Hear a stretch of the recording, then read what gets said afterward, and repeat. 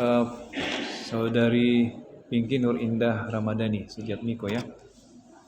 Saya sengaja perdengarkan karena saya merekam ya. Eh, di abstrak kami itu ada perbaikan ya. Jadi abstrak itu tidak ada baris baru ya. Dia satu paragraf saja. Jadi tidak ada baris barunya.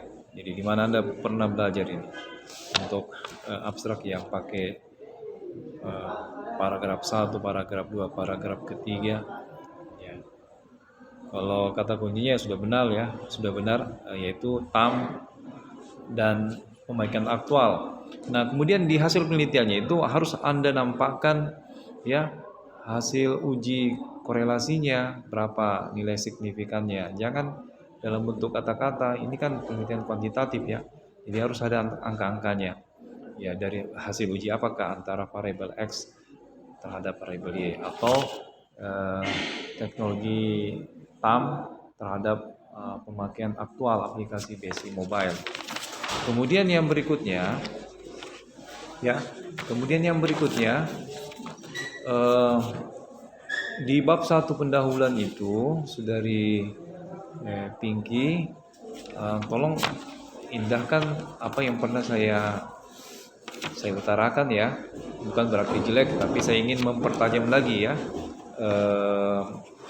latar belakang Anda. Latar belakang Anda itu sebetulnya harus dipengaruhi oleh ruh deduktif ya, atau piramida terbalik. Di situ ada isu, gejala, fenomena, kemudian masalah, ada gap research-nya, ada desain dan desainnya. Jangan terlalu banyak kutipan-kutipan di bab 1 ya, karena bab 1 itu dia hanya membeberkan ya dari sisi isu, gejala, fenomena, masalah, ketertarikan meneliti dan judul penelitian. Ya, ada tidak apa-apa misalnya 1-2 ya kutipan, tetapi yang lainnya bersifat informatif dan data ya. Ya. Kemudian juga ada petikan Al-Qur'annya, tidak ada masalah. Yang penting benar kutipannya. Dan ini juga sebetulnya harus diulangi di bab 4. Ya. Kemudian di bab selanjutnya, oke, saya sudah apresiasi Sinyal Pustaka, oke. Ada beberapa penelitian relevan, saya lihat ada 10 di sini, kemudian posisi penelitian. Nah, yang Anda harus tambah di sini unsur kebaruan atau novelty element. Ya, novelty element atau unsur kebaruan dari penelitian Anda ini terhadap penelitian sebelumnya, ya. Seperti itu dari Pinky ya. Ya, kemudian di bab 22 itu memang ada konsep model TAM ya. Nah, tetapi itu tidak usah di follow up untuk menjadi seakan-akan menyaingi desain penelitian Anda ya. Ini kan teori model TAM yang diprakarsai atau yang dilahirkan oleh Davis tahun 89 ya. Nah, tidak usah disandingkan dengan model desain penelitian kamu ya.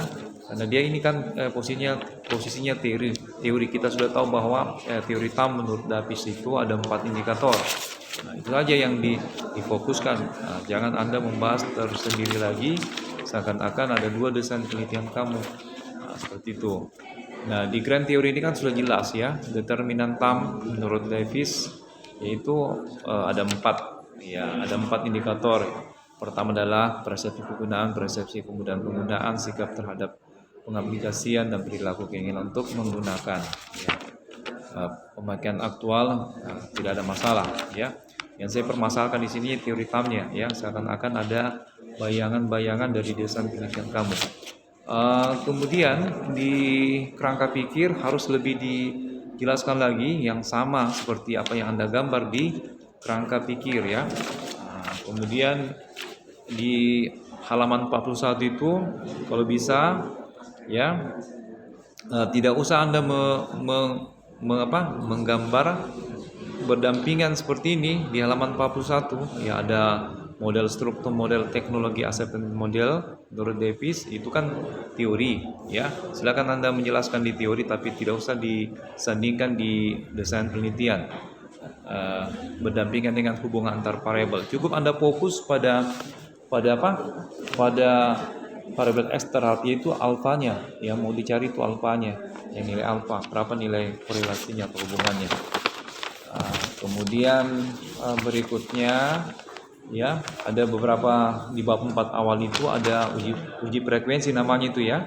Jenis kelamin, kelompok umur, responden, kemudian masuk ke agama, responden, ya masuk ke tingkat pendidikan, ya jenis pekerjaan, yaitu namanya uji frekuensi, ya penghasilan responden dan sebagainya. Nah, kalau yang selanjutnya ini keputusan menggunakan BSI Mobile, itu bukan uji frekuensi. Itu bisa Anda masukkan ke dalam uji apa, ya, karena ini terkait dengan masalah teori ya, ya seperti itu. Kemudian lama menggunakan layanan BSI, ya, oke, tersendiri juga ini. Dan di sini sudah jelas di halaman 55 sudah ada perhitungan angka rata-ratanya ya. Iya.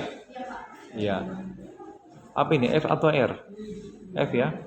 Iya, sudah ada dia punya ini. Ya. Kemudian di 56 ya sudah ada juga. Ya, di halaman 58 ya terjadi pengulangan ya. Tidak usah di bagang 42 itu dihapus aja ya. Tidak usah dihitung ini teori TAM ya, karena teori TAM ini kan sudah bersanding dengan teori pemakaian aktual. Anda sudah mendapatkan 0,861. Apa ini? Nilai alfa dari uji apa ini? 0,861. Nilai koefisien, bukan dari uji korelasi. Bukan ya? Misalnya uji bivariat, bukan ya? Ya, nilai. Nah, ini harus dijelaskan uji apa, karena kalau uji bivariat itu kan dia menggunakan rentang antara 0,00 sampai 0,99. Kalau 0,8 disangka uji bivariat, wah kayaknya seperti lemah ini hubungan antara variabelmu ya, karena 0,861. Ya, tapi kalau Anda memberikan alasan bahwa hasil uji tersebut adalah uji koefisien, nah, itu bisa dimaklumi ya, seperti itu. Kemudian yang lainnya ya, oke, tinggal disesuaikan aja dengan apa yang ditanyakan oleh Dewan Penguji yang lain. Dan yang terakhir yang ingin saya tanyakan kepada saudari Pinky, apakah sudah menggunakan desktop menilai? Sudah, betul. Ya, jadi khususnya bab 2 itu harus disitasi semua ya, tulisan-tulisan para ahli dan sarjana yang Anda kutip baik di jurnal maupun di skripsi, tesis atau apa ya. Dan itu sangat berguna sekali untuk membangun citasi ya para ahli, dan juga nama Anda akan terekam di dalam karya pengaruh determinan teknologi atau determinan TAM terhadap pemakaian aktual aplikasi BSI Mobile. Nah, seperti itu. Baik, dari saya itu saja. Terima kasih. Bila taufiq wal hidayah. Wassalamualaikum warahmatullahi wabarakatuh.